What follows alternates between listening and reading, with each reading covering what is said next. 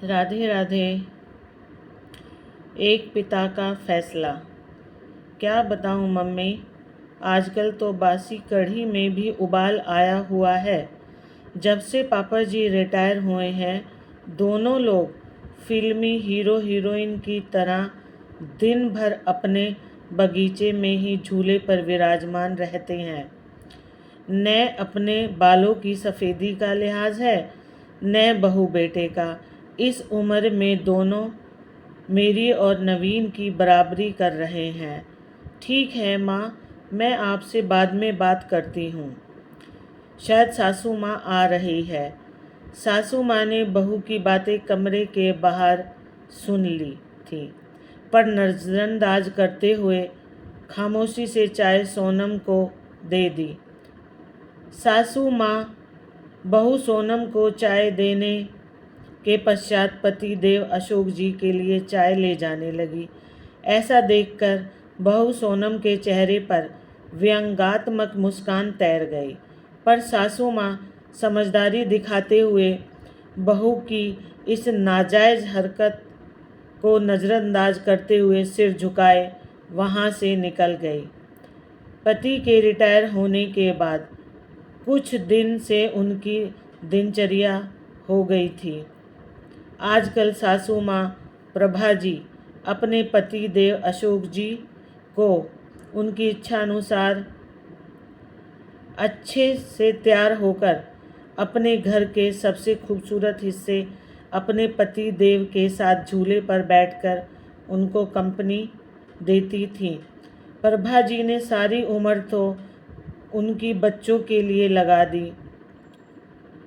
कोठीनुमा घर अशोक और प्रभा का जीवन भर का सपना था, जो उन्होंने बड़ी मेहनत से साकार किया था। ऐसे मनमोहक वातावरण में वहाँ पर लगा झूला मन को असीम शांति प्रदान करता था। पहले वह और अशोक इस मनमोहक जगह में कम समय के लिए ही बैठ पाते थे। प्रभा अनमनी होती तो अशोक बड़े जिंदा दिल शब्दों में कहते, पार्टनर, रिटायरमेंट के बाद दोनों इसी झूले पर साथ बैठेंगे और खाना भी साथ में खाएंगे। आपकी हर शिकायत हम दूर कर देंगे। फ़िलहाल हमें बच्चों के लिए जीना है। बच्चों के कैरियर पर बहुत कुछ बलिदान करना पड़ा। खैर, अब बेटा अच्छी नौकरी में था और बेटी भी अपने घर की हो चुकी थी। रिटायरमेंट के बाद घर में थोड़ी रौनक लगी थी। अशोक जी को भी घर से बाहर रहना अच्छा लग रहा था।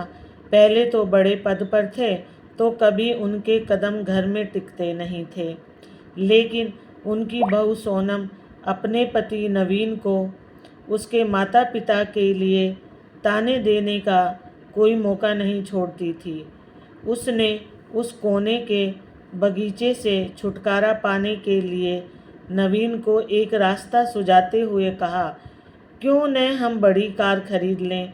नवीन, आइडिया तो अच्छा है, पर रखेंगे कहाँ? एक कार रखने की ही तो जगह है घर में। नवीन थोड़ा चिंतित स्वर में बोला, जगह तो है ना, वो गार्डन तुम्हारा, जहाँ आजकल दोनों लव बर्ड बैठते हैं। सोनम व्यंग्यात्मक स्वर में बोली। थोड़ा तमीज़ से बात करो, नवीन क्रोध से बोला। लेकिन फिर भी सोनम ने अपने पति को पापा जी से बात करने का मन बना लिया।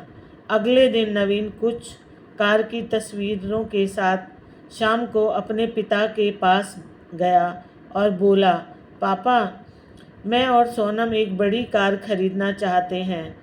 पर बेटा, एक बड़ी गाड़ी तो घर में पहले ही है, फिर उस नई गाड़ी को रखेंगे भी कहाँ? अशोक जी ने प्रश्न किया। ये जो बगीचा है यहीं गैराज बनवा लेंगे। वैसे भी सोनम से तो इसकी देखभाल होने से रही, और मम्मी कब तक देखभाल करेंगी? इन पेड़ों को कटवाना ही ठीक रहेगा। वैसे भी ये सब जड़ें मजबूत कर घर की दीवारें कमज़ोर कर रहे हैं। यह सुनकर प्रभा तो वहीं कुर्सी पर सीना पकड़कर बैठ गई। अशोक जी ने क्रोध को काबू में करते हुए कहा, मुझे तुम्हारी माँ से बात करके थोड़ा सोचने का मौका दो। क्या पापा, मम्मी से क्या पूछना, वैसे भी इस जगह का इस्तेमाल भी क्या है। नवीन थोड़ा चिड़चिड़ा कर बोला, आप दोनों दिन भर इस जगह बगैर कुछ सोचे समझे 4 लोगों का लिहाज किए बगैर साथ में बैठे रहते हैं। अब आप दोनों कोई बच्चे तो नहीं हो, लेकिन आप दोनों ने दिन भर झूले पर साथ बैठे रहने का रिवाज बना लिया है और ये भी नहीं सोचते कि 4 लोग क्या कहेंगे।